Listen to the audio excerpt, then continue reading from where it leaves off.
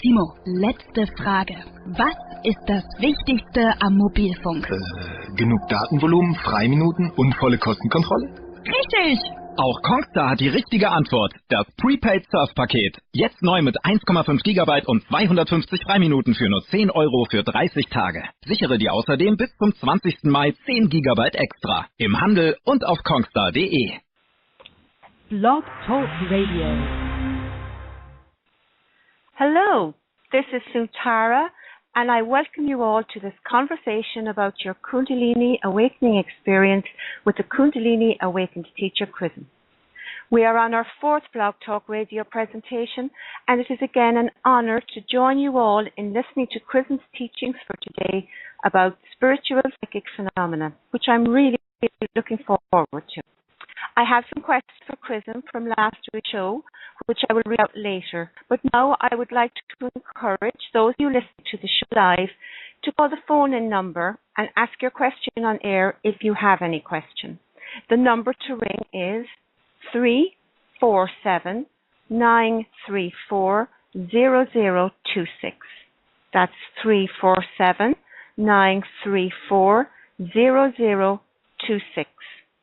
So get dialing at any stage during the show, and we would love to hear from you. If you are listening to us on the archive show, you are very welcome. And if a question should arise for you as you listen to this show, then feel free to write it down and email it to kundaliniawakening111@gmail.com. That's the numeral 1 3 times. kundaliniawakening111@gmail.com. And Chrism will address your question in next show. For those listeners who appreciate the teachings on this show and the teachings that are freely available on the other KAS1 sources, we'd like to support the wonderful work that Chrism does.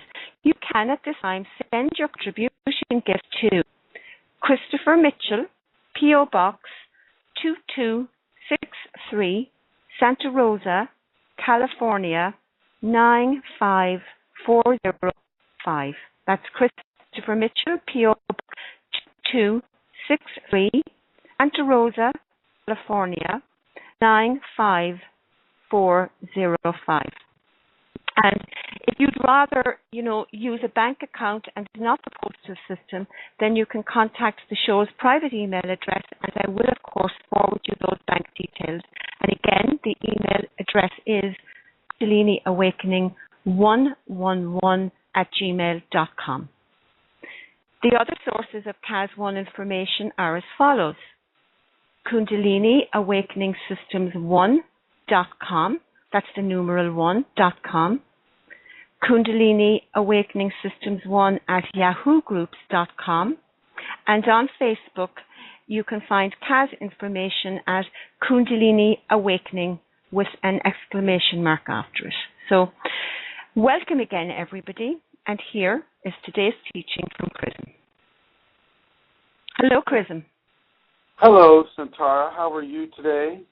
I'm very well, thank you. I believe we're still having some sound difficulties that we'll be trying to work on. Am I coming through clearly? To me, you sound fine. If anybody is listening and can hear that we are having difficulties, maybe you'd ring the number, please, and let us know. Yes, please do call in. We're trying to work on this.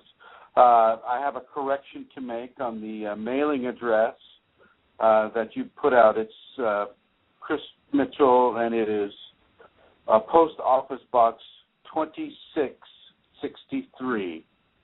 Santa Rosa, California, 95405. That's Post Office Box 2663 at Santa Rosa, California, United States, 95405. Santara, I believe you had some questions from the previous show that I'd like to work with at this point. Yes, I have indeed. A listener says they enjoyed listening to the show very much. And would you explain further what you meant when you said last week you must earn Kundalini? Okay, I believe the question that Santara just said, because the sound isn't coming through well, the question was, what do you mean when you say that you must earn the Kundalini? What I mean by that is, in many respects, a person having Kundalini, and we'll assume for the moment that they don't know that they're having Kundalini, will typically resist the many phenomena that comes associated with it. Everything from what we're going to be talking about today, spontaneous movements, spontaneous vocalizations, things of that nature. They will fall into fear and they will resist these phenomena. And what I mean by you must earn the Kundalini is the fact that you must give over control of your body, of your life, of the control of your body, of the control of your life to the Kundalini. And a form of exquisite surrender. Now, if you have a teacher, person who has awakened Kundalini at this point, some people, and I find it to be very effective, if they, instead of visualizing the Kundalini within themselves, which can be very impersonal, non-physical, and difficult to visualize at times as an actual consciousness, if you are able to surrender to the teacher, and this has got to be a teacher that you have real positive trust in. You can surrender to that teacher, as many in the East do already. They will have their guru or their teacher, and they will surrender to that teacher as a way of surrendering to the Kundalini within themselves. Here in the West, we don't have a high comfort level for teachers. We have a higher comfort level for the spiritual aspects of a consciousness, and so we'll surrender to God, but we don't really know what God is, or we'll surrender to an ideology or a religion or things of that nature. In the West, it is more difficult, and yet, if you do have that teacher in your life, that flesh teacher, the teacher that is alive right now, and they are of a trustworthy capacity for you, then I would definitely look to surrendering to your Kundalini using that teacher as a conduit. And so this is what I mean by earning the Kundalini. You will have to go through different levels of surrender, different levels of giving over the control of your life, the control of your body, the control of your mind, the control of your emotions. One day, as we'll discuss later on today, you may just start crying for no reason at all whatsoever. You have no reason to cry, and there you are, crying a puddle of tears. Well, this is another symptom of the Kundalini, and this is part of an aspect of having to earn the Kundalini by giving yourself into it. So that's what I mean by that first question. Santara, what was the next one? The same person would like to know if you would expand on what you meant by extreme forgiveness rather than forgiveness, yeah. Thank you, Santara. So once again, the question is, an expansion on the idea of extreme forgiveness. Extreme forgiveness is a term that I use to describe difficult forgiveness. Often when something happens to us in a negative context, we may be able to just forgive lightly and gently and move on. But, extreme forgiveness is for extreme actions that require a deeper forgiveness. Say somebody hit your child with their car. Well, that level of forgiveness for the person that hit your child with their car is going to be different from the forgiveness that you would give somebody who is cutting you off on the freeway. It's a level of the extremity of what has occurred that would cause forgiveness to be used. So extreme forgiveness, goes along with extreme events. And also to yourself as well. If you have done something that you feel is terrible, that you feel is very, very hard for you to let go of in the manner of guilt, you must forgive yourself as well. And as extreme as the situation may be, as extreme as the action that you may have committed may be, you still must match the extremity of the action with an extreme level of forgiveness. Was there another one, Santara? There is, Chrism. Where is it? Is superconsciousness or the I am the same as Kundalini? No. Superconsciousness, I am, is still outside of the understanding of what it is to be divine.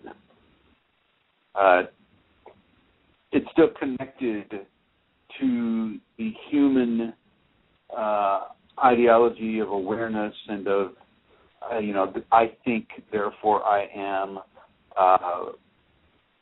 Kundalini is different. Kundalini's transformation within you can indeed open you up to your I am awareness, but it actually goes even further than that. It opens you up to divine awareness. Divine awareness is one of the highest states of consciousness that a human being can enter into and still reside within a living physical body. Okay. Were there other questions from the last show? There was one more, Chrism, thank you. It is, why does karma get balanced in childhood? Yes, it's very important. When we're children, we're absolutely helpless people. We have no control or very little control over what happens to us in our lives. We're like baby ducks walking across a freeway sometimes. Gruesome picture that may be. We are subject to the winds of change that we have very little control over.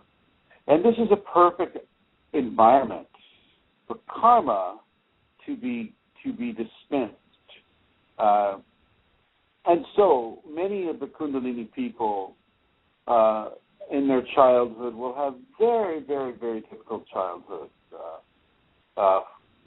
Sometimes they'll be abused physically, sexually, depending on the circumstances of that person's life, the circumstances of that person's karma. So when we're a child, we have no choice but to surrender. From a karmic level, we really have no choice. I mean, we will scream and we will cry and we will run and we will hide and, we will do everything that the young human person would do, but karma you can really not escape. And so we will have that karmic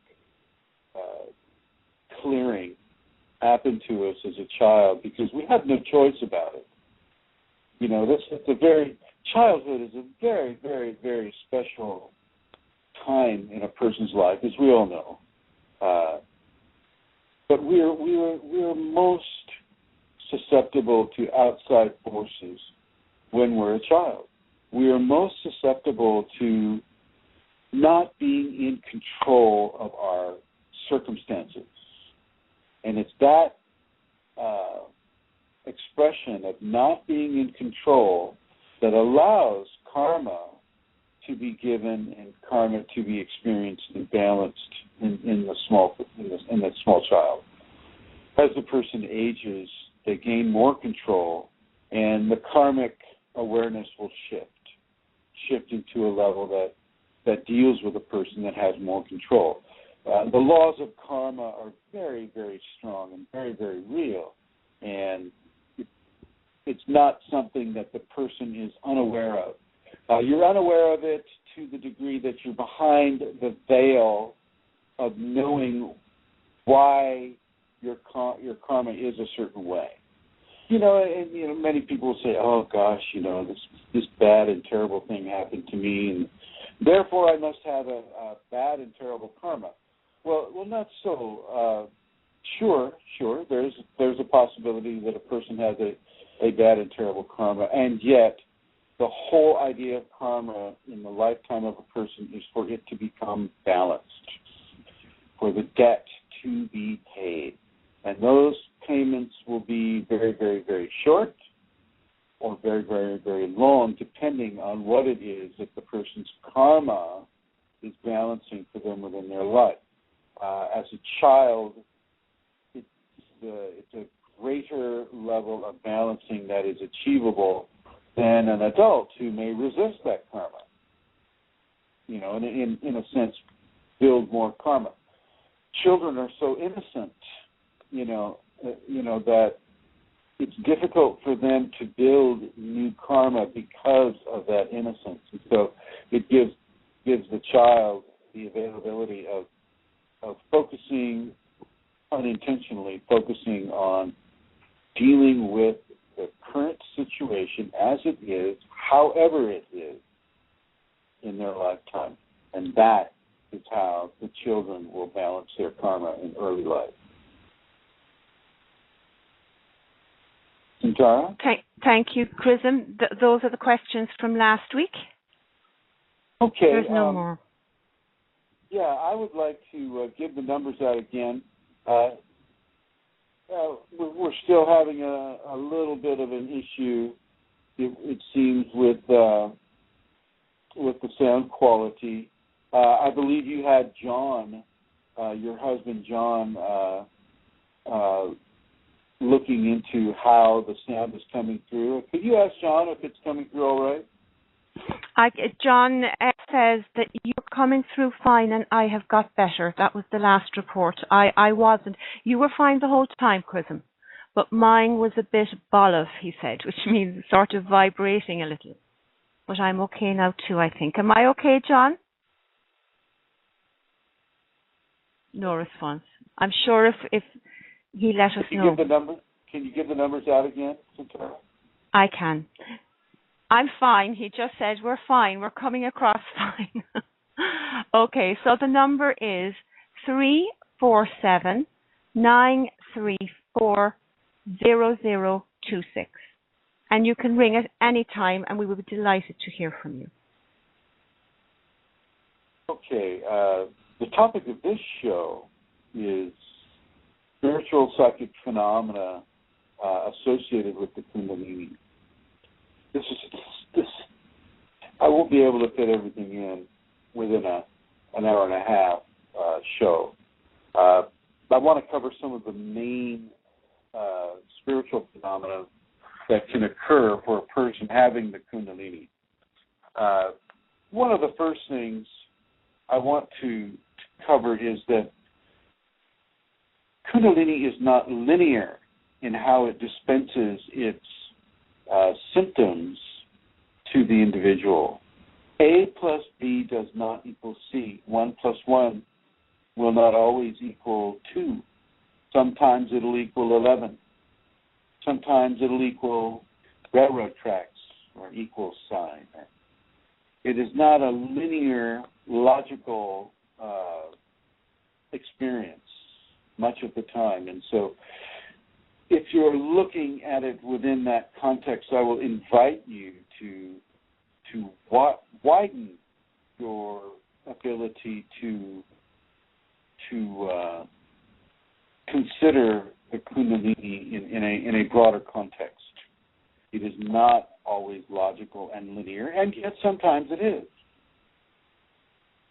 So with that in mind, I'm going to encourage you to open to all possibilities, all strange possibilities that may occur to you within the context of moving towards the Kundalini, say moving towards a spinal sweep, which is a spinal sweep, for those of you who are not familiar with it, is the energy collecting at the base of the spine, and it's actually the last three vertebrae of the tailbone. And the energy will begin to permeate the bone in the pelvic regions, and it will permeate that bone in a way that causes a person to have pressure at the base of the spine. This pressure can feel very, very, it can be felt very clearly, and in some ways it can be a bit painful at times for the person who is just beginning to awaken to Kundalini. The pressure can build, it can build, it can build, it can build, and it'll build so much and with such severity that a person may seek out medical assistance. And the medical community will look at that and go, oh, geez, well, let's do a test here. Let's do some, let's take some pictures of it. Let's do all the different measurements that we can do to see if there is a bone spur or a problem in the lower spinal column. And they'll go and they will do what they can do, and typically they won't find anything, and it'll become diagnosed as phantom pain, which doesn't really help the person, but it gives some sort of a context with it. This pressure that will build at the base of the spine is in reality a collection of Kundalini that is permeating the bone and suffusing the bone with a higher, stronger, faster level of energy than what the body is normally used to. And as that energy moves through the pelvic girdle into the lower spinal column, hearing that noise now, Santara, are you doing anything? Somebody joined us to listen through their phone, and I just unmuted a mic. I think we're okay again now. Okay. So as the energy moves through the pelvic girdle, it will begin to broaden itself in a kind of like a large pool at the base of the spine. Once again, this is not always comfortable, and yet it is not always uncomfortable either. This does not necessitate a pain response at all. Sometimes it does, and sometimes just the strangeness of the symptom itself scares a person or frightens a person into feeling that it is so strange and it is so frightening that therefore pain is created with regards to that. Now, as this activation in the first chakra continues to expand, other phenomena are going to also begin.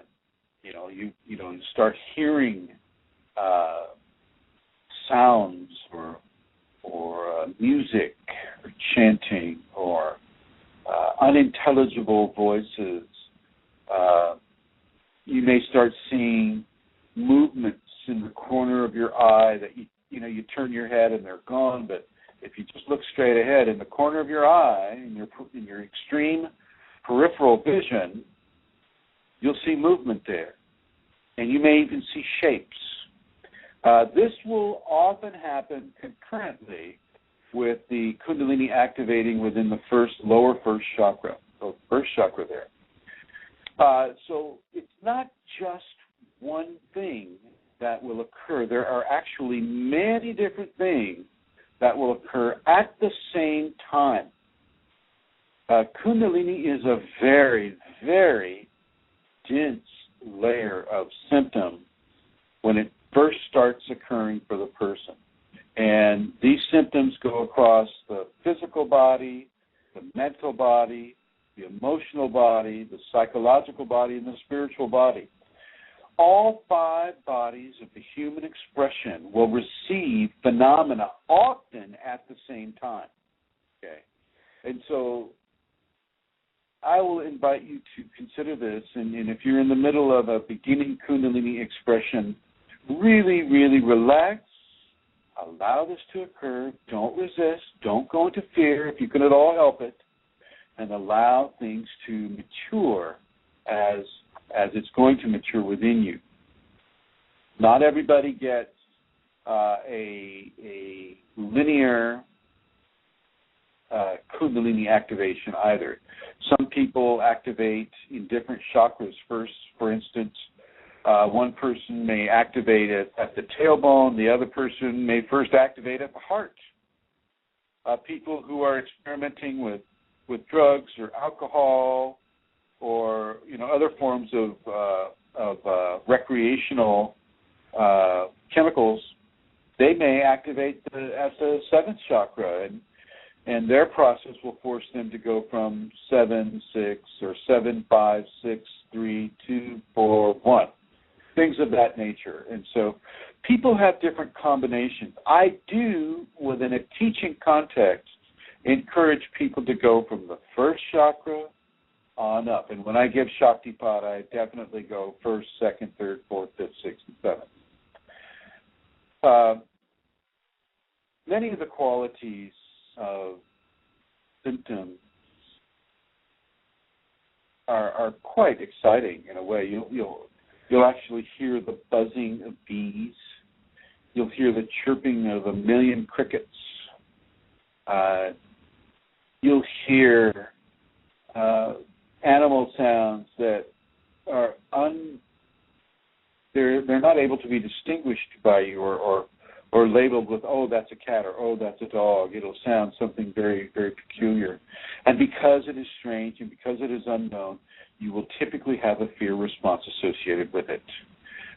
In many cases, the Kundalini will keep this up with you until you begin to get a bit used to it. And as you get used to it, your fear response will lessen. And in that lessening of the fear response, more Kundalini symptoms can jump into the mix. It's a very, very, very exciting spiritual transformation, but it's not just spiritual. Remember, it's the 5 bodies of human expression that are all undergoing a transformation at the same time. Now, in an extreme scenario, all 5 bodies will be having multiple different expressions or symptoms concurrently. But it doesn't have to be that way either. Sometimes it can be one symptom for the physical, another symptom for the mental, and that's all you'll get. Sometimes it'll just be with the emotional, and that's all you'll get. Sometimes it'll be spiritual, mental, and emotional, and that's all you'll get. Sometimes it'll just be psychological and physical. So you see that the divine within you, the Kundalini divine, has many, many, many options and combinations in how it delivers the symptoms to the person. And a lot of this will also, once again, follow a karmic pattern. Okay. Your karma mixed in with Kundalini awakening will equal a certain pattern of symptoms coming to you. Things that you need to work on as your Kundalini is coming forward. So if a person is, we'll just say a person is has a strong level of greed in their psyche, in their consciousness, and they exhibit very, very strong levels of greed, and yet, at the same time, they're a very spiritual person, and Kundalini is coming to them. Well, in their dream life and in their waking life, the Kundalini will bring to them examples of greed that they need to work on, and this will come through levels of symptoms. Greed is often based within the equation of want of gain and fear of loss, and so it will help a person understand the challenges that greed brings to them through the fear of loss and through the desire or the want of gain. And so consider this within your Kundalini awakening context and see where the Kundalini has been communicating to you about a certain issue in your life that maybe the Kundalini is asking you to work on. You have to remember this is not like electricity. This isn't like the wind, at least in the way that electricity and the wind are understood in the Western societies. Kundalini is smart. It is intelligent. It has its own consciousness. So you, as a human being, you are a consciousness, and then there's another consciousness within that consciousness. And yet this Kundalini consciousness has a much more specific agenda with you, which is to, transform you within a divine agenda. So please remember that as I'm talking with you about these psychic symptoms and things of that nature. Kundalini knows you better than you know yourself. It knows you better than you know yourself. It knows your history. It knows your karma. It knows what you're feeling. It knows what you're thinking. I know it sounds like Santa Claus. But it does know you. And it knows you very, very, very well. And it knows what you need to do in order to accept in a greater way and often in a more balanced and enjoyable way. It knows what you need to do to have the Kundalini, to have itself come into a greater expression within yourself by unblocking some of these issues that you may have. And it's not just greed. It can be greed. It can be laziness. It can be, any of the qualities of blockage that a person might go into because of their life or some of the patterns of expression that they've been coming into, at this part of their life. We make mistakes and we learn from our mistakes and we move on. And Kundalini recognizes those mistakes and helps you learn from them. Some of these extreme symptoms will be, I'll just start out with the emotional body. Crying, a lot of crying. Crying is not what we think it is. Crying is more a release valve for the body. It's giving the body the ability to release energy when that energy becomes too much. Like the little, I'm gonna just show you how old I am right now. When my mother was cooking for her 4 children Spanish rice back in the 60s, she would use a pressure cooker sometimes, and on top of that pressure cooker was a little steam release valve that would release the steam from inside the pressure cooker, releasing the pressure. Okay? Well, this is what crying does for the human body. It releases that pressure. So in many ways, crying is an absolute must. I will encourage you to allow those tears to flow. And if you have heavings of the body that are associated with those tears, let the body heave. Let yourself cry out loud. I'm not saying that, in the middle of the supermarket or at the gas station that, you start weeping and wailing. Wait until you get into the car. Allow yourself, not to cause a scene. People will see you crying and their sympathy and their consideration for you will come up. And so, and especially with family members. If a family member or children see you crying, they'll think something's wrong. And so, if you can, find a private time for you to have those tears. Nighttime is good for this. But also just areas of your day or night where you have privacy and you can cry. If you have a spouse or you live with housemates, roommates, family, whatever, just explain to them what it is, that it's just a level of emotional balancing that you're having. All is good. Don't worry, and thank you so much for your concern. Really allow the tears to come. Find a way to cry and be okay with it, especially you men. Men have a much harder time with crying than women do, and they'll resist it much stronger than a woman will. And this is a strength for women because they have the ability to release that energetic pressure from their system with greater flow than, say, a man would because of how we're raised in the West. And so, men, I want to encourage you to really let the tears flow. In many cases, you'll have no option. The Kundalini will force that flow no matter what, but I don't want you to resist it. Don't resist the tears. The tears are good.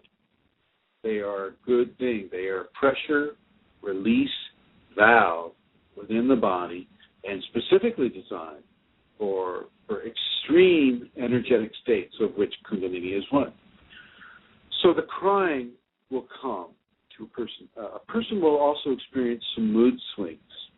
And this is all before a spinal sweep, which, once again, is the energy moving quickly and strongly from the base of the spine and fountaining out the top of the head, out of the fontanelle, not surprising. So before this occurs, as the build-up to that major event is occurring, a person may go through some mood swings, may go through some levels of anger at not being in control of their body. Oh, my gosh, I'm not in control. And you just kind of, if you're one of these, strongly self-disciplined people and you're going, how could I have been so out of control? Oh, and you just kick yourself for saying that or doing that, whatever it is.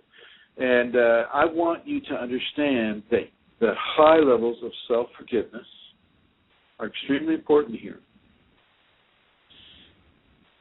You are not in charge of your actions so much as you have been before you started coming into the Kundalini in a stronger way.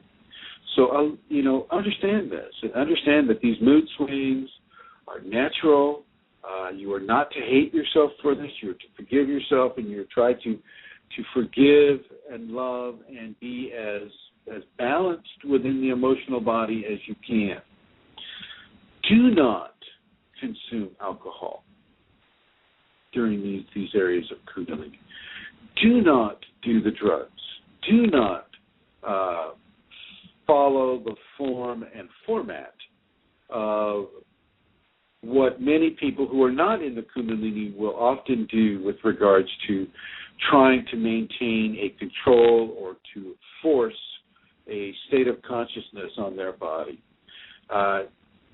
Having an emotional issue, let's go to the bar, have a few whiskeys, right? No. Having a hard time at work, let's go to the pub and have a few pints. A pint is a lot. Don't do that. Don't do that. Is not going to help you. That will actually cause you to have some more problems with it. Yes, and I, no judgment against people who love to have pints. It's for Kundalini people, for people coming into this extremely exalted spiritual state, that may not be the best thing to do at that time. Okay, we're not judging people here for what they do. One size does not fit all with regards to humanity. Humanity, people can have their wine and their booze and their drugs and whatever and not be coming into Kundalini, and they can have it and be just fine. They can be just fine with that. So, but when you're coming into the Kundalini, you're going to want to make some changes. Another symptom that we'll have as we're coming towards the spinal sweep. Now this is very important. Entities. These are a discarnate consciousness. I'm going to label ghosts or spiritual consciousness that is not in a body. These become very attracted to a person who is coming into the Kundalini. The spiritual world understands the absolute power of Kundalini. It's a very clear understanding. And there are many spiritual consciousness that will flock to a Kundalini awakening person to observe this divine transformation. Okay? There are also many forms of discarnate. Discarnate means without flesh. So a discarnate consciousness means a consciousness that does not have a physical body. Many forms of discarnate consciousness will also come to try to cause the person to experience certain forms of emotional expression. Sometimes it's fear. Sometimes it's love. So, they will try to inflict a certain program or a certain level of expression to the person. And so you may, because you're coming into this and it's at the early stage, it will seem you won't know what's going on per se. Sometimes you will. Sometimes your Kundalini will allow you to sense that, oh, this is a presence that is different than me. This is another consciousness that is different than me. And you will get to know this, not saying that you'll get to do anything about it at that point, but you'll know this, you'll understand this, and typically, not always, but typically it will scare you. It'll frighten you. We are not prepared by the society in the West to deal very well with discarnate consciousness or entities. And so this can be a real life changer. This can shake the foundations of your current understanding and belief in what is and what isn't, and what should be and what shouldn't be. This will fall sometimes far outside of what your expectations would be. And sometimes when our expectations fall to such a degree, it can wrap us into a very strong level of fear and denial and confusion, and it can be a very, very, very difficult experience for a person. I want you to know something about this. Because you're having Kundalini, you are a very, very powerful person.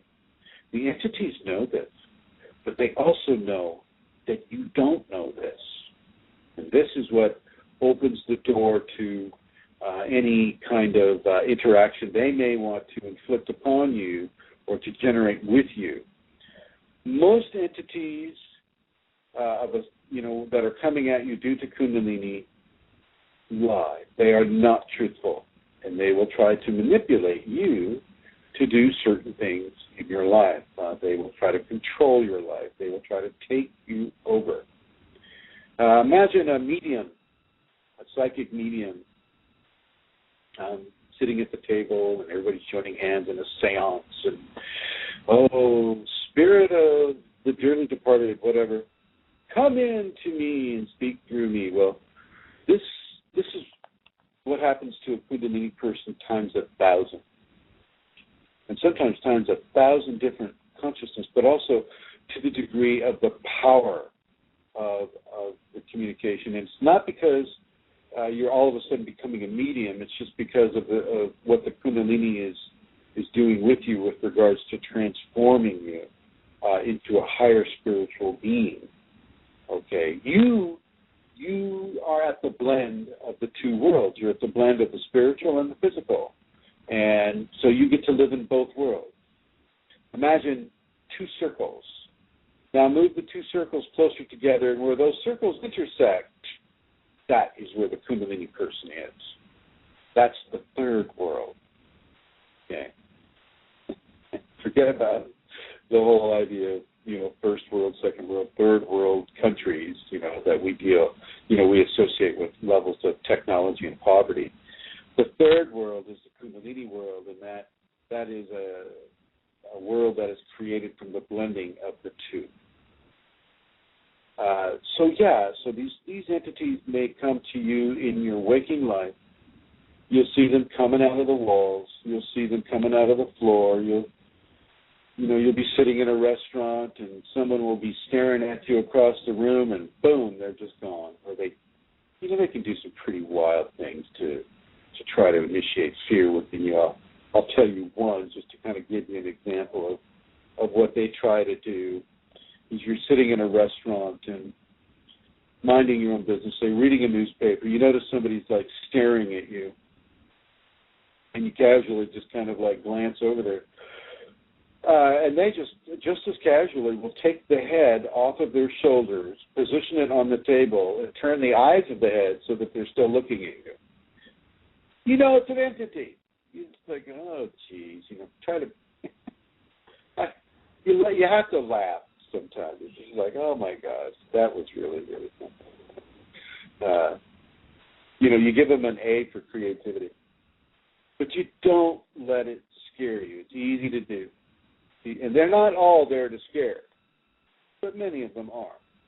Some are there just to manipulate you. Some are there just to ride you, which means they attach to you so that they too can kind of go through your Kundalini awakening experience and gain knowledge by parasiting off of your experience, parasiting, jumping into your body and living with you in your body as you go through your Kundalini. This is quite common. It's very, very common.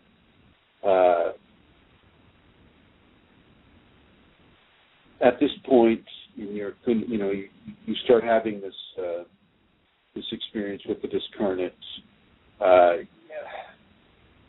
You're gonna feel extremely uncomfortable with this at first, unless you have this knowledge, unless you understand what's occurring. You're going to be extremely uncomfortable with this, and you're going to look for the many, many, many different ways to, oh my God, I'm possessed. How do I get rid of this dark spirit? And you'll go to a psychic, which, a psychic is typically a person that has like a huge cloud of entities around them. And for a Kundalini person to go to a psychic is kind of like McDonald's making a house call. Giving yourself to discarnate consciousness that will want to feed off of you. So I don't suggest it, but not all psychics are the same either. You'll go to a Reiki person, and hopefully it's not a Reiki person that puts their hands in the air and says, healing masters of the universe, plug into my hands. Well, geez, that's just an invitation to all these discarnates to plug into that person's hands and then transfer themselves right into the body of whoever they touch or whoever they're waving their hands over. Okay. be so innocent in our spiritual applications, because spirituality is the great unknown in the West. It's an extreme level of unknowing. And even in the East, with Taoism and some of the martial artists areas, because they're so affiliated with control, it's like, okay, you do this to control that, you do that to control this. They miss, or they just kind of choose not to deal with those aspects of the spiritual realm where they're not in control. So those don't get written down. Okay. And so those are, and also, if you're a martial artist and you see everything as a competition or as a way of predator versus prey, energetic exchange, this will take you to some of the lower areas of the astral or the spiritual realm, but it causes a blockage from going further because your mindset doesn't allow you to. You always have to be in control. You can never surrender. Never say die. Never surrender. Always be the gold medalist in the competition. Not all of Kundalini is about competition. Very little of Kundalini is about competition. It's something for the people in the martial arts understandings to consider. Martial arts, first of all, let me say something about martial arts. It can be a very, very positive experience. Martial arts, they can give you levels of discipline and levels of confidence that other systems just cannot even come close to. Okay, so and I've taken martial arts. I'm very familiar with martial arts and the ideology behind martial arts, and I applaud martial artists and the teachers who teach martial arts to people. It's a very, very, very positive thing. But within the Kundalini context, it doesn't always cross over very well. There are lots of things that have to be surrendered by the martial artist in order to come into the Kundalini without damage. And by damage, I mean without a damaged psyche or without a damaged emotional body. So these entities, this can really be a huge life change for people,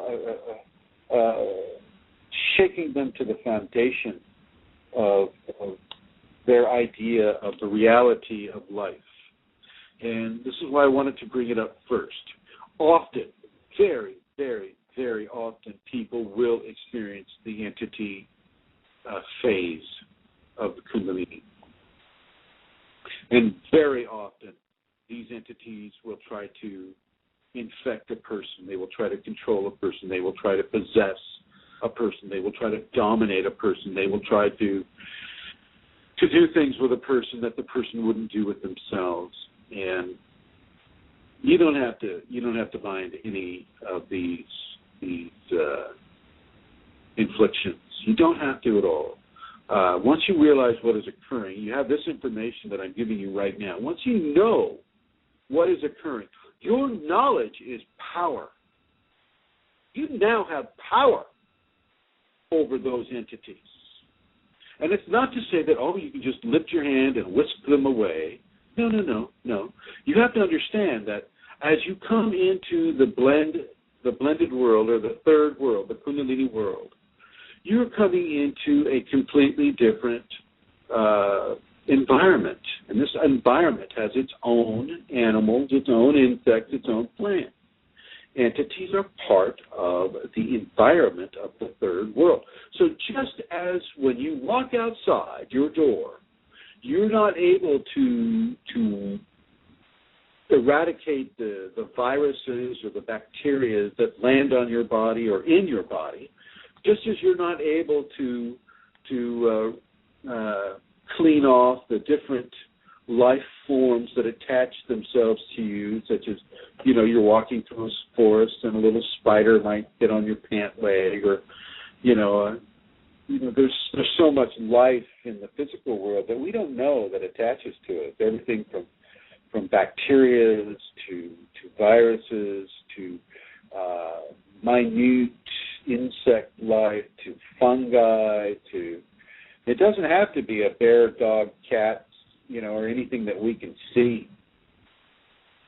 And so just as we walk into our environment, we have those experiences unknowingly, so will we walk into the third world or Kundalini world environment and have similar experiences.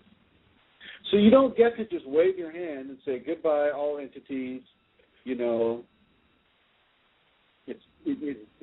more so than you can walk outside and say, goodbye, all bacterias, as you walk barefoot through that puddle. Not going to happen. Life will exist, and life exists in the Kundalini world, third world, just as it does on the physical earth here, and in great plenitude. What you can do is you can force it to evolve a certain way. So as you adopt a certain thought pattern, by virtue of all of your cells in your body are in a constant communication. When you adopt a certain thought pattern, all cells in the body adopt that thought pattern. All cells in your body have the ability to make a complete and total you. So you have about 17 trillion, typically, 17 trillion little yous that are making up the larger you. So let's use Centaura, if she's here. So Centaura has 17 trillion minor Centauras that make up the major Centaura. And, the entities may want to do, if they attach to Centaura and she doesn't want them to attach to her, well, then she may adopt a pattern of thought or a pattern of activity that they won't respond well to her, If they're feeding off of her experiences, well, then she just feeds them some food that doesn't taste good, and they'll just move off. Sometimes the best route, rather than, putting ice on top of your head or going to a psychic or the medical field or anybody, saying, I've got... I feel like I'm possessed. If you go to the medical people and say, I feel like I'm possessed, well, hello, padded private housing. Hey. You'll be diagnosed as schizophrenic with bipolar, positive tendencies. So I wouldn't recommend it, but it's up to you. But for me, I would not do it. Neither would I go to a psychic. Believe me, I went through all of this. Everything that I tell you about in these interviews, I have gone through. Okay. With the entities, in many cases, you are forced by the Kundalini to evolve them. They are a constant reminder. You can feel them in your body. They'll flow from one point to another point. You can feel them in their body. They're a constant reminder that you must take a higher spiritual course. In Hindu, or actually in Sanskrit, there's a term called ahimsa, H-A-I-M-S-A, ahimsa. Ahimsa means to cause no harm, to kill nothing. Okay. And Kundalini will often in a person adopt a level of ahimsa, not only to corporeal life on this world, but also to entity-based consciousness, because in our 5 sense understandings of life, it's if we don't like it and if we feel we're being attacked, well, then we're going to try to destroy it. And what the Kundalini will do is it'll try to steer you away from thinking in that way, thinking in the form of destruction or killing or violating another consciousness right to exist, whether they're existing in you or on you or outside of you. So there is that. The other aspect of it is you have a constant understanding of how it is you evolve those around you. When you're helping to evolve something within you, well, you have an understanding about how your actions and your thoughts and your emotions begin to evolve those around you as well. If you're a teacher and you're teaching kids, well, every day that you go to school and you stand up in front of that classroom, those kids are seeing you on many different levels. Many, many, many different levels. Not just visual, not just audio, not just tactile, but they're seeing you psychically as well, even though they may not, understand how they are seeing you psychically. And so, as a Kundalini awakening person, you are able to determine your level of appropriate activity that will not only aid yourself in your spiritual evolution with the Kundalini, but it also aids those who are standing or sitting or present within your Kundalini radiance. Your radiance is as much a part of your body as your skin is a part of your body. And as your radiance enfolds other physical consciousness or spiritual consciousness, your actions and activities begin to have a modulating effect on their evolution, just as well as yours. So please consider that. Now, the entities will often try to talk with you. They will do everything they can do to get their attention. In many cases, you'll hear them quite clearly. They'll scream at you. They'll tell you to kill yourself. Really, they do. There are different levels of entities. There are entities that, shall we say, are ethically challenged entities. And these ethically challenged entities will do everything that they can do to cause you to have pain. Everything they can do. They will come to you in a nightmare way. They will tell you to kill yourself. They will tell you to kill your children. They will tell you to kill some stranger. They will tell you to steal. They will tell you to do everything that you know you're not to do. Okay? And so once again, this is why it's very important not to do alcohol. Alcohol strengthens the ability of an entity to come into your body and to begin to control you through your desires. Okay. Santara, am I coming through clearly? Yes, you're coming through clearly, Chrism. Thank you. Thank you. So are you, by the way, right now. So good. So, as these entities will promote coercive, hurtful actions upon you, I will suggest that you immediately begin a crucible of reversal process. Crucible of reversal is that every time an entity tells you to do something horrible, you do something positive. You do the opposite of it, if you have to do anything. Otherwise, you can just realize okay, these are entities. These are Kundalini world mosquitoes. I don't need to be bothered by this.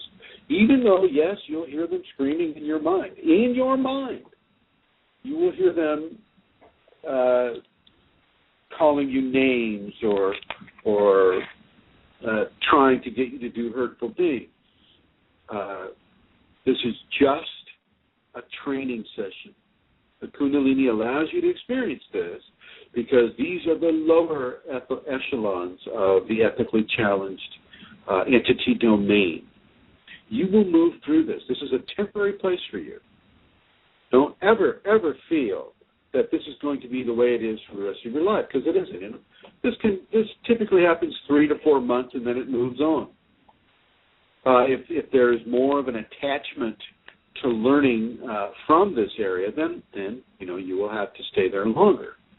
But this is an area that will move on. Now I'm going to cover the entity thing in some other programs too, but I wanted you to get a foothold on this especially for those of you who are just coming into the Kundalini and you're starting to hear voices. You're not crazy. You are not crazy. Your experience of consciousness is being expanded. And do not attempt to have a conversation with these entities. Do not. I don't care how friendly they make themselves appear. They lie all the time. Okay, they lie. They manipulate. And that's the challenge, you see. That's the challenge, is to be able to see the truth through the lies, to be able to discern. That's the lesson that you're being given. So do not initiate communication with these discarnate entities. Do not do their bidding. Do not believe that if they say, I am God and you shall do as I say. Do not listen to that. God will not tell you to do anything bad to yourself or another person. Neither will Kundalini. So, in a way, by their fruit shall you know them. Well, this is something that you can use as a form of discernment. But a lot of them are pretty crafty. They won't tell you to do anything bad. They just want to get a foothold into your consciousness. Yeah, they just want a foothold there because they know that they've got time on their hands. Your time in the body is finite. Theirs is not. So do your best to not engage these entities for any reason at all. Just consider them parasites, that eventually will fall off of you because of how you begin to move in through the Kundalini. You don't need to put ice on your head to get rid of them. You don't need to put camphor oil on your body to get rid of them. You don't need to do any of the various and many home remedies or unguents or creams or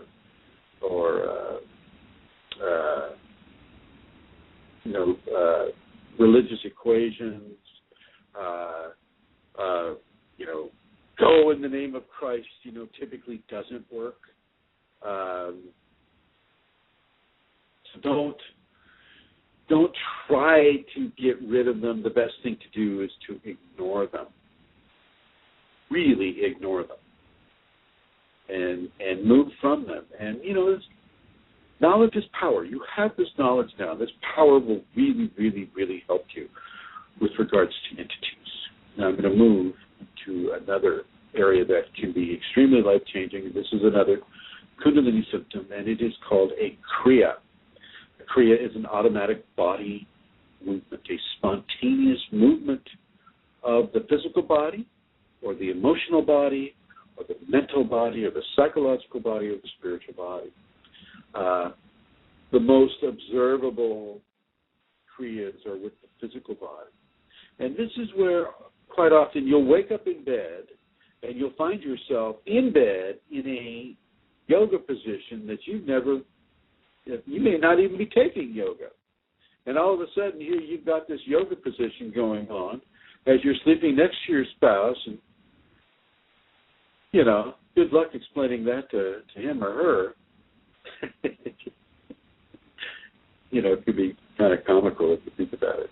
But also it could be a bit frightening and surprising if this is not something that's within your normal practice.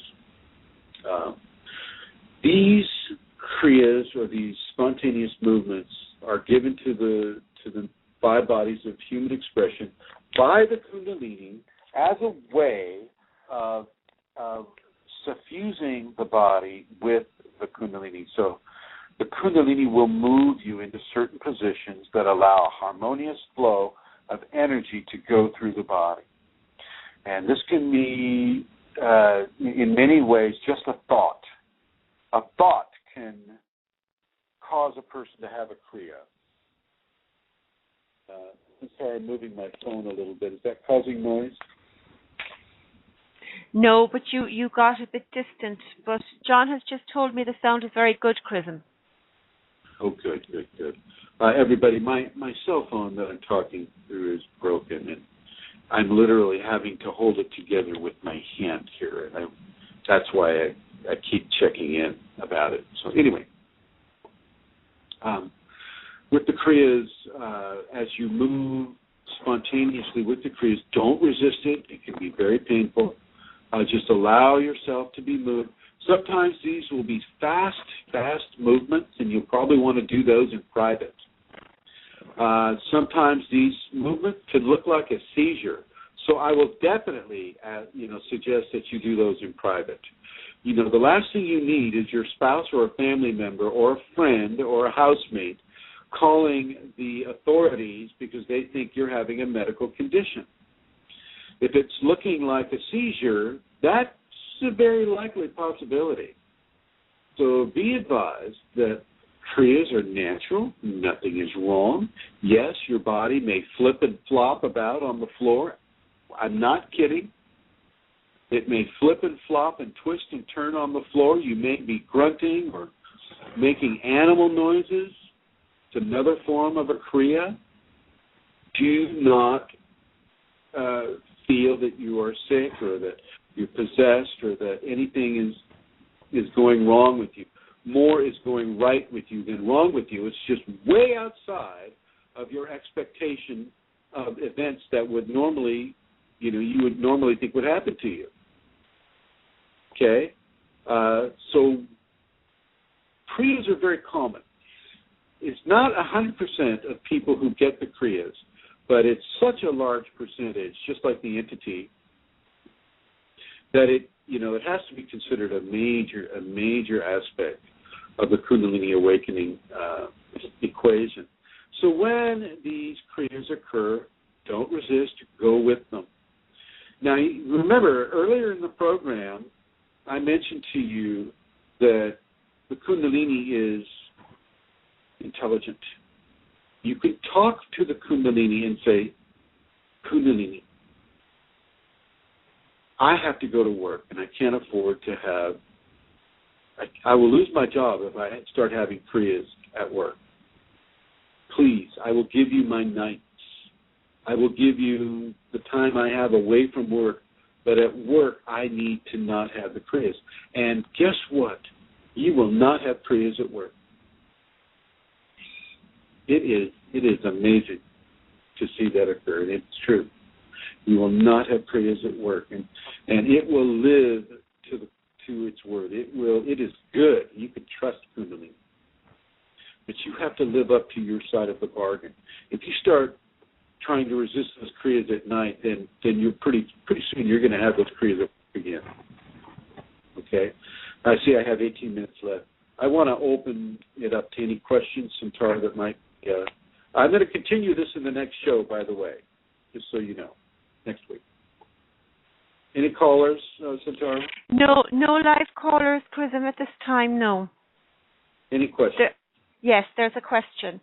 I don't know what to do. There's no reason in my life to be sad, but I'm crying a lot, feeling depressed. It's Vera. Okay. That's Vera? This is from Vera, V-E-R-A? Yes. Hi, Vera. Remember about the crying. Now, often when we're crying, because all our life we've associated crying with feeling depressed, for the most part, see if you can relate to how many times you've been crying because you were in pain or depressed, as opposed to how many times you've been crying because you've been laughing too hard. And, you might find that the pain and depression has much more of a foothold with regards to being connected to your tears.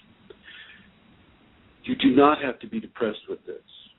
Often, with the Kundalini will use the channels of sadness and crying to prepare a person to have bliss. Bliss is a very, very strong level of energy on the person.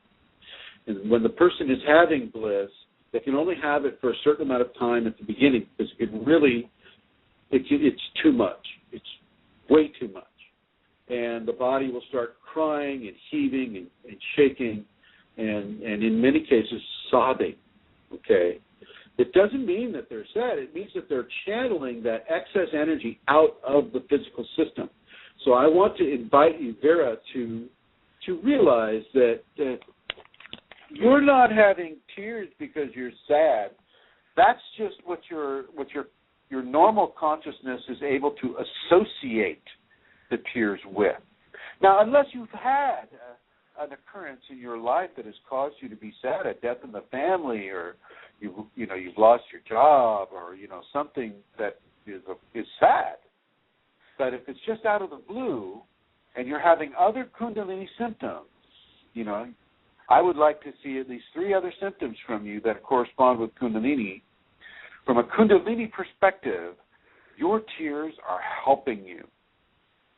A lot of Kundalini people complain, they call up to me and they say, oh, my God, Chrism, I have this terrible pressure in my head, this pressure in my head. Well, one of the best ways to relieve that pressure is to cry. So, Vera, your tears are tears of grace. They are tears of goodness. They are not there to make you feel sad.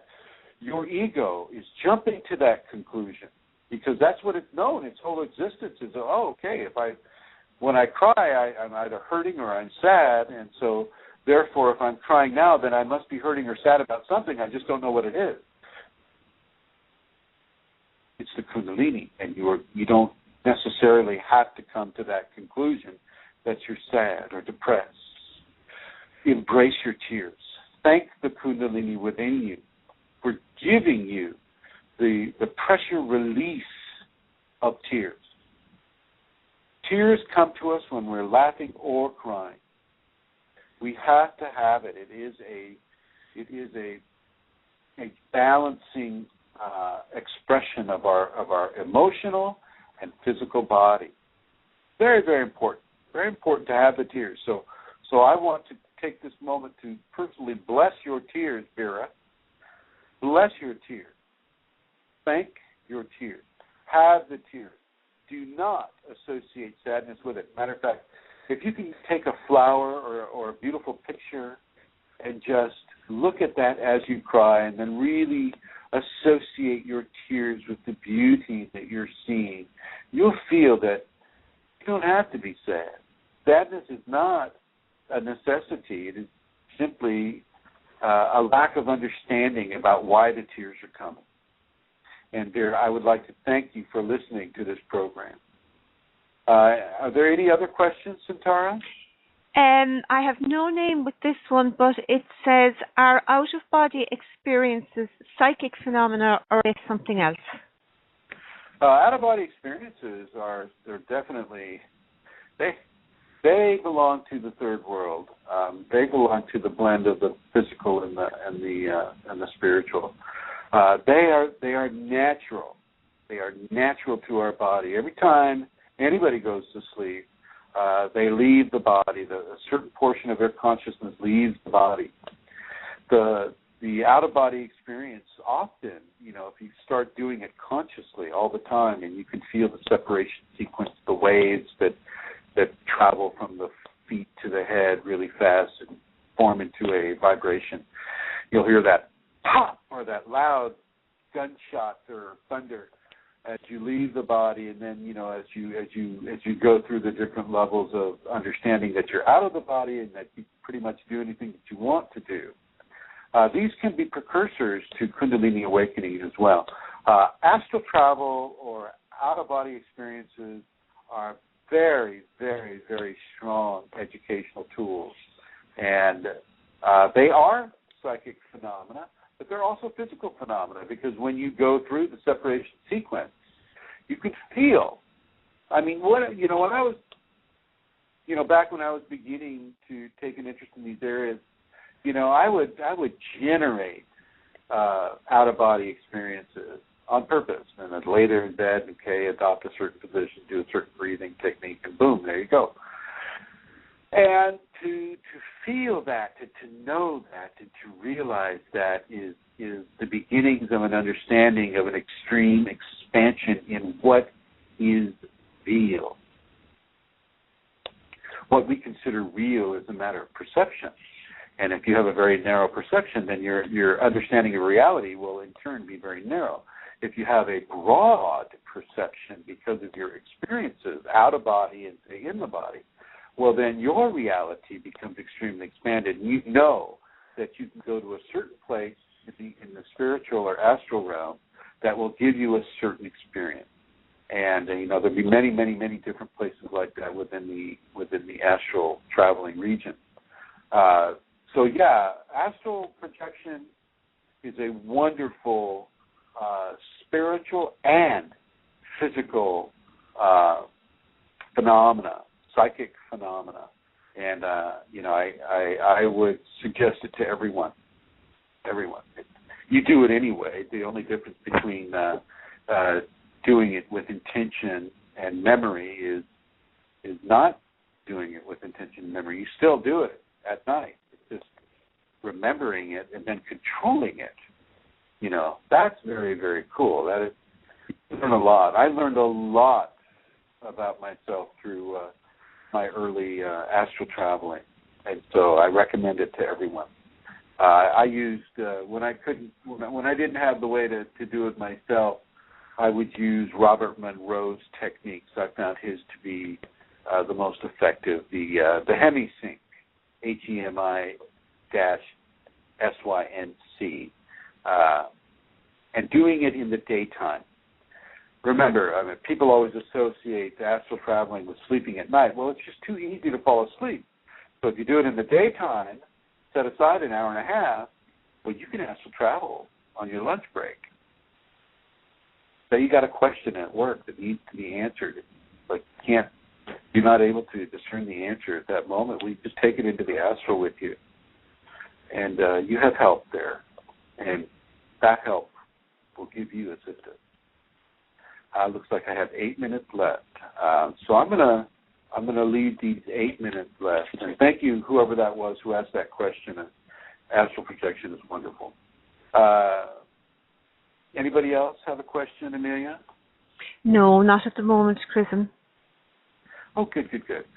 Next week, I am going to continue to cover symptoms. There are many, many, many symptoms, but I wanted to cover these symptoms this week. Next week, I want to cover some more. And as promised in earlier shows, I will also be talking about Tantra and the many different forms of Tantra in a future show as well.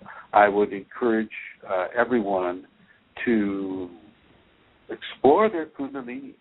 Don't be afraid of the many areas of spiritual psychic phenomena that will occur. Don't be afraid of that any more than you're afraid of your finger. It's a part of who you are. You have to remember, Kundalini is endemic and natural to the human system. It is as natural as the hair on your head and your fingers and your feet and toes. It is not anything to be afraid of. And yes, it does constitute a big jump in a person's evolution, but so does puberty. Puberty is also a big jump in a person's evolution, and yet, are we afraid of that? Do we take great means to avoid that? No. And it's fairly understood because it happens to everyone that, puberty is going to happen and we're going to learn from it and our voice is going to change and, body's going to change. Well, the same thing with the Kundalini. The Kundalini is a spiritual puberty that allows us to come into the greater reality when we are ready to have that. And it's just the fact that just like a 6-year-old isn't ready to go into puberty and a 13-year-old is, well, not everybody's 6 and not everybody's 13. And so certain levels of experience with a person indicate that they are ready to have Kundalini. And everybody will get it. Everybody will get it in the time they need to get it. Karma, once again, coming back to karma. Karma is a great determining factor on whether a person will have Kundalini in this life. a Kundalini awakening. I want to suggest also that Kundalini yoga is not awakening the Kundalini. Doesn't mean that it can't happen when you're practicing Kundalini yoga.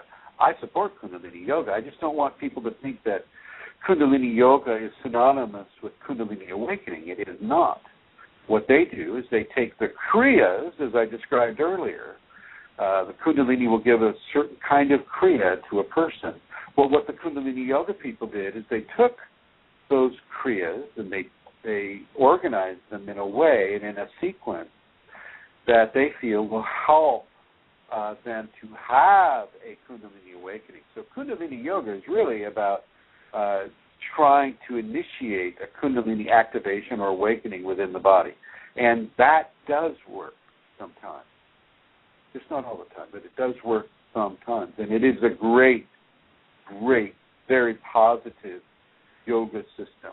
So I want to honor everybody who is doing the Kundalini yoga belief system. You don't have to wear a turban to do this. You don't have to grow a long beard. I'm sorry, Santara, but you don't have to grow a long beard to practice Kundalini yoga.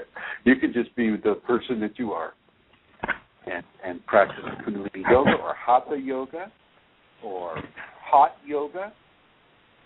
If you do the hot yoga, make sure you bring something to hydrate yourself with. But you'll also find that once Kundalini is awakened, you don't need to do any yoga. You don't need to do any yoga. But a yoga that I will definitely suggest with regards to unawakened or awakening Kundalini is the 5 Tibetans. The 5 Tibetans are a vertical yoga system, meaning they go up and down. They don't go side to side. And with Kundalini, it's an up and down process as well. You're not going side to side a lot. It's going either up the spine or down the spine, up the spine or down the spine. So the 5 Tibetans, if you go to YouTube and just go Chrism Kundalini on YouTube, you'll find my channels there, and I do a couple of videos on the 5 Tibetans, and I will recommend those. I will also recommend meditation, stillness meditation, where you just sit in a chair, you sit on the floor, you put your fingers, your index finger and your fingertip and your thumb tip together, and you do a meditation, just following your breath, listening to your breath. Or you can, I can give you a mantra. You can just say Om. Om.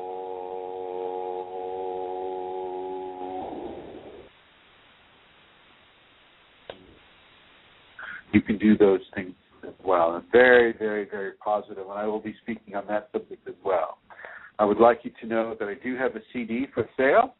If you would like to contact Eileen, her email is eloro55@yahoo.com, and she will set you up with a CD. Once again, her name is Eileen, and her email is eloro55@yahoo.com.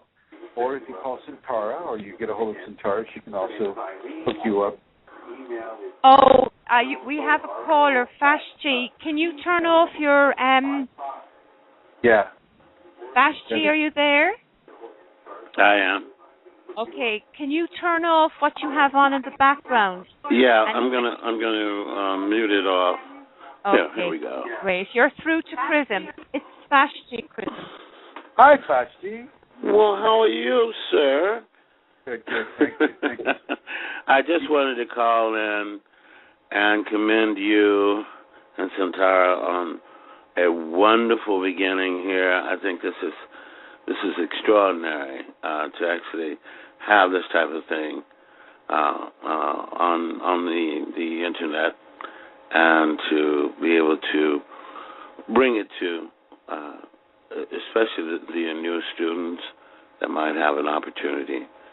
And so I just wanted to call and say thank you. I love you both. That's it. Thank you, Vashti. Thank you very much. And thank you for partaking of that last Shakti pot as well. Thank you very much. Oh, yes. It was most remarkable for me because, as I said, it was more of a deepening understanding of the Kundalini rather than more of the phenomena. So we're going to get cut off now because the program is finishing. I see you got 37 seconds. Bring us back again. It was lovely hearing you. All right. Take care. Bye-bye now. Bye-bye. You too, indeed. Everybody. Chrism, if I could just give out the number again, the P.O. Box number, P.O. Box 2663, Santa Rosa, California, if anybody would like to send a contribution gift to Christopher Mitchell. Thanks indeed, everyone. Thank you.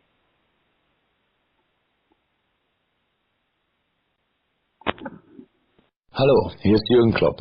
Man denkt ja immer, die verrücktesten Angebote kommen aus Madrid, Barcelona oder Manchester. Aber das Verrückteste derzeit, das kommt aus Rüsselsheim. Nennt sich Opel Flat. Das Sorglospaket mit 3 Jahren Garantie, 3 Inspektionen, 3 Jahren Mobilservice und bis zu 4.000 € Preisvorteil. Die Opel Flat, jetzt für viele Opel-Modelle.